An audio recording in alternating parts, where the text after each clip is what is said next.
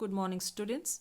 यहाँ पर मैं आपको फोनोलॉजी करवाने वाली हूँ और इसके अंदर काफ़ी चीज़ें आएंगी। सबसे पहला फोनेटिक ट्रांसक्रिप्शन आएगा, सिलेबल डिवीजन, वर्ड स्ट्रेस, इनोटेशन, ऐसे काफ़ी चीज़ें आएंगी। ये पूरा फोनोलॉजी में ही आता है और ये 12th क्लास को ही पढ़ाया जाता है क्योंकि ये उन्हीं का सिलेबस है। Okay, phonetic transcription is a handy way to signify a pattern on which the words of a language are pronounced. There is no one to one correspondence between the sounds, pronunciation, and the letters of the alphabet spelling always. For example, the letters CH in words like school, character, machine, and church are pronounced differently in each of these words. According to one estimate, about 80% of the English word are not spelled phonetically. Therefore, we need another set of signifiers, notations in which one symbol represent only one sound.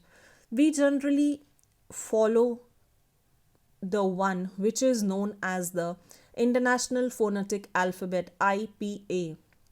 We can be applied to any language to set out in the principles of International Phonetic Association. Okay, अब यहाँ पर बताया जा रहा है, जैसे कि आप देख सकते हैं, मैंने अभी पढ़ के बताया है।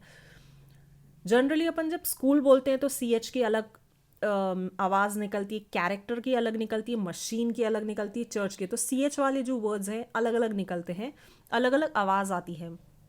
मगर ये ज़्यादातर कहा जाता है कि फोनेटिकली सही नहीं कहे जाते हैं।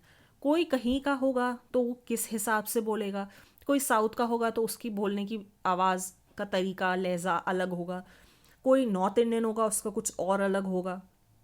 ऐसे ऐसे करके सबके बोलने के तरीके बिल्कुल अलग होते हैं किसी भी एक वर्ड को, और वो फोनेटिकली सही नहीं होते हैं। तो इनने हर एक सिंगल लेटर जो होता है, एक एक अल्फ़ाबेट होता है, उसकी एक अलग आवाज़ निकाली है या अलग फोनेटिकली वे में उसको रिप्रेजेंट किया है, जिससे कि अगर उसको कल को चाइनीज़ जन भी बोले या जापानीज़ बोले या फिर कोई अमेरिका वाला जन बोले, उस वर्ड की या उस अल्फ़ाबेट की या उस पूरे वर्ड की सही आवाज़ आए, फोनेटिकली वो करेक्ट हो।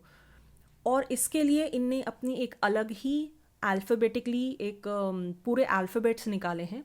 और जैसे कि अपन ए बोलते हैं और अपन को पता है ए कैसा लिखते हैं, उनका ए जो रहेगा वो ज़रूरी नहीं है ए ही हो, उनकी कुछ और आवाज़ रहेगी ए की, और लिखा भी कुछ अलग तरीके से ही जाएगा, जो इंटरनेशनल फोनेटिक अल्फ़ाबेट के प्रिंसिपल्स पे बेस्ड है। IPA बोलते हैं उसको। We all know that there are 26 letters of the alphabet, but these letters represent 46 sounds in the standard English speech, that is received pronunciation RP of the England.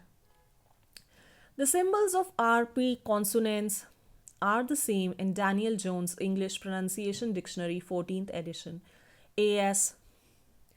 Hornby's The Advanced Learner's Dictionary of Current English 4th edition, and A.C. Grimser's An Introduction to the Pronunciation of English 4th revised edition. But the symbol used for the vowels and diphthongs slightly differ.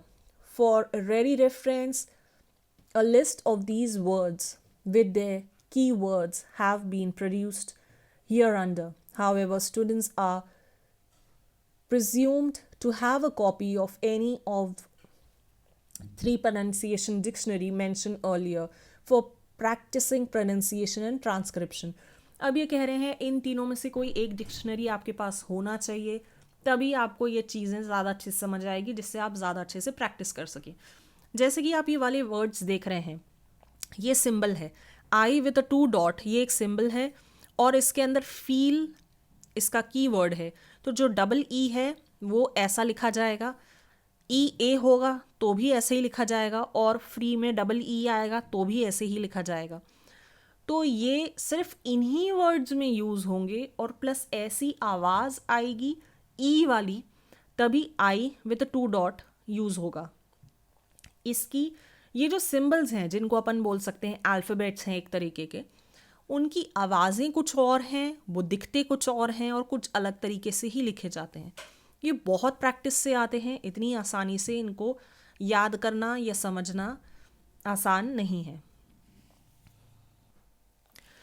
कोई भी आप vowel समझते हैं, ए ई आई ओ you होता है, और कोई भी साउंड को कंबाइन किया जाए, दो वॉवल को जब कंबाइन कर दिया जाए तो उसको डिफ्थलॉन्ग्स कहते हैं। अभी तक आप यहाँ पर जो ये साइड के वर्ड्स देख रहे हैं, जो आपके सिंबल्स हैं, ये अभी तक आपके वॉवल्स वाले चल रहे थे, ये वाले अब आपके सारे कॉन्सोनेंट्स के हैं। तो ये बहुत सारे वर्ड्स हैं, अल्फ़ाबेट्स हैं जिसको कह सकते हैं, इनकी आवाज़ कुछ बहुत ही अलग है। अगर वो आपको कोई एक सिंपल वर्ड ई लिखा हुआ दिख रहा है तो उसकी आवाज़ ई ही नहीं आएगी, कुछ और भी हो सकती है जो उनके इंटरनेशनल फोनेटिक एसोसिएशन से बेस्ड है, वो कुछ और भी हो सकती है। और यहाँ पर आप कुछ वर्ड्स देख सकते हैं, जैसे टी एफ लिखा है, डी जेड है, फिर एफ है, खैर ये ओ है, थीटा है।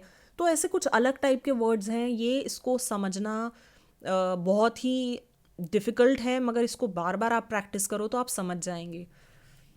ओके अब इसके अंदर आपके जो मेन वर्ड्स हैं, जैसे कि आप देख सकते हैं, इसमें मेन वॉवल साउंड किस चीज़ का आ रहा है। पार्ट और कार में ए का आ रहा है, तो वो अपन ने इधर पर लिख दिया है। फिर उसके बाद अपन को नेक्स्ट वाला देखना है। नेक्स्ट कोई वर्ड देखा अपन ने, कॉर्ड। कॉर्ड के अंदर जो उसका आवाज़ आ रही है वो किससे मैच हो रही है, तो वो that's an a something this. और उसके बाद उसकी आवाज़ कैसी आ रही है, उसकी आवाज़ ओ की आ रही है, और वो ओ की आवाज़ कॉर्ड, डॉक, वर्क, लो। तो ये उससे मैचिंग वाले वर्ड्स इधर आ जाएंगे, उसका वॉवल साउंड इधर आ जाएगा। मगर सब में सेम नहीं होगा, सब में अलग होगा, और ये आपको प्रैक्टिस से ही समझ में आएगा। और ऐसा हो सकता है आपको क्वेश्चन दिया जाए कि कोई वॉवल साउंड आपको दे दिया जाए, सपोजिंगली ए वाला दे दिया है, और कोई भी बोला जाए कि आप एक वर्ड लिख दो जिसमें ए वॉवल साउंड आता है, तो आप पार्ट लिख सकते हैं, कार लिख सकते हैं जिसमें ए वाला आता है, सिंपल वर्ड रहेगा वो, तो वो वाला आपको ऐसे लिखने को बोल सकते हैं। या फिर आपसे पूछा जाए पार्ट, कार, डार्क, इनमें कौन सा वॉवल साउंड आ रहा है, तो आप ये वाला करके लिख देंगे, या आपको 4 ऑप्शन दे देंगे तो आप एक टिक कर देंगे। ऐसा वाले क्वेश्चन आ सकते हैं। नेक्स्ट क्वेश्चन जो आपका है, इसके अंदर आपको जो सिमिलर ऑड वन आउट जैसे बोलते हैं, बिल्कुल वैसा ही करना है, मगर इसमें ऑड इसका साउंड रहेगा, अपन वर्ड के हिसाब से नहीं चल सकते।